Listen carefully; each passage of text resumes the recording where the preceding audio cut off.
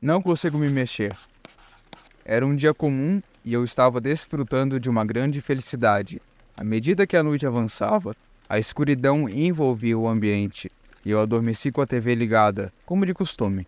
Mais tarde, minha mãe decidiu desligar o aparelho. Durante a noite, acordei repentinamente, encontrando-me com duas sombras escuras conversando sobre a cama ao meu lado. Nesse momento, eu estava deitado em um colchão no chão. Apesar dos meus esforços, não consegui mover um músculo sequer. Um medo intenso se apoderou de mim e lágrimas começaram a rolar pelo meu rosto, até que, exausta, adormeci mais uma vez. Quando finalmente despertei, senti um enorme alívio ao perceber que podia me mover novamente. No dia seguinte, decidi compartilhar essa experiência assustadora com a minha mãe.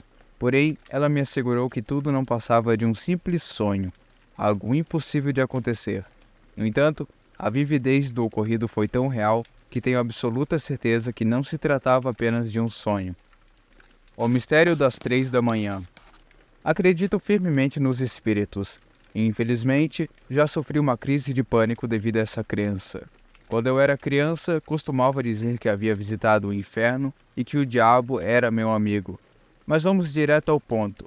Meu relato é sobre acordar às 3 horas da madrugada. Há alguns dias, despertei abruptamente às 3h48 da manhã, sentindo 3 batidas fortes no meu braço e ouvindo meu nome ser chamado 3 vezes. O medo se apossou de mim instantaneamente, e eu comecei a gritar, chamando incessantemente minha avó. Fiquei muito abalada. Minha pressão arterial caiu.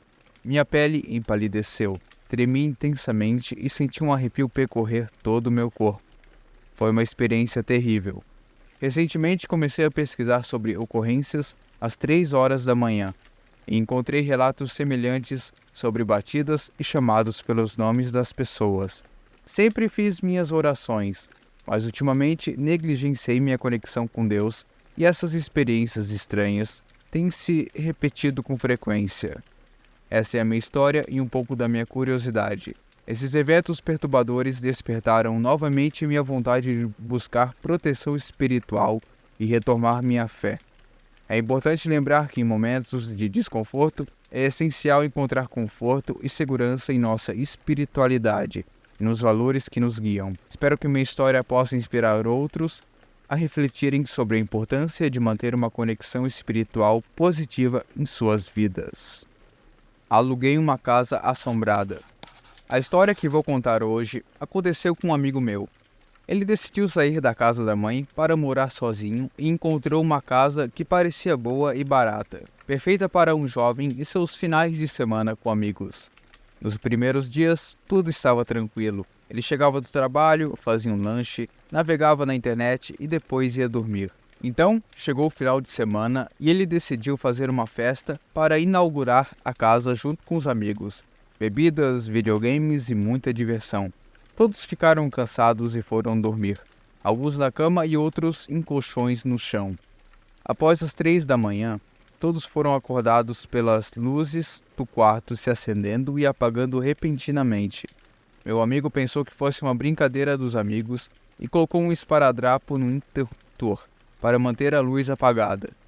Todos voltaram a dormir rindo, sem saber quem estava fazendo aquilo. No entanto, foram acordados novamente com a luz do quarto acesa. Todos pularam na cama enquanto a luz continuava a acender e apagar sozinha, e podiam ouvir passos vindos da cozinha. Assustados, ficaram em silêncio, ouvindo barulho até que parou. Então, ouviram passos pesados de botas se aproximando do quarto. A luz da cozinha se acendeu e o barulho se dirigiu ao banheiro, onde a luz também se acendeu. Meu amigo começou a pedir para que aquele barulho saísse de sua casa, mas então todos ouviram uma voz masculina alta dizendo: "Aqui é o diabo." Sem pensar duas vezes, todos correram para fora da casa e foram para suas próprias casas. Meu amigo foi para a casa da mãe e contou o que havia acontecido.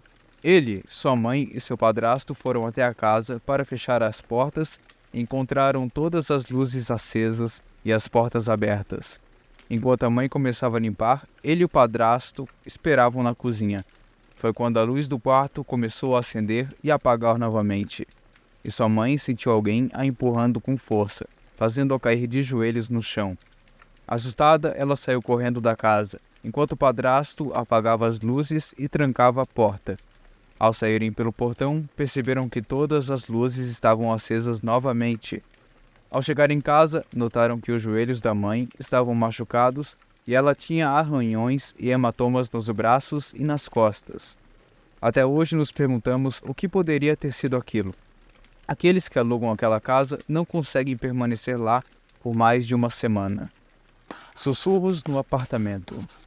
Certa vez, um jovem casal chamado Ana e Bruno alugaram um antigo apartamento em Copacabana, Rio de Janeiro. Durante a mudança, Ana começou a ouvir estranhos estalos e sussurros no apartamento vazio. Bruno sugeriu que fosse apenas o resultado do estado antigo do imóvel. À medida que os dias passavam, Ana testemunhava novos fenômenos sobrenaturais. Objetos mudavam de lugar sem explicação. Lâmpadas se apagavam e acendiam sozinhas.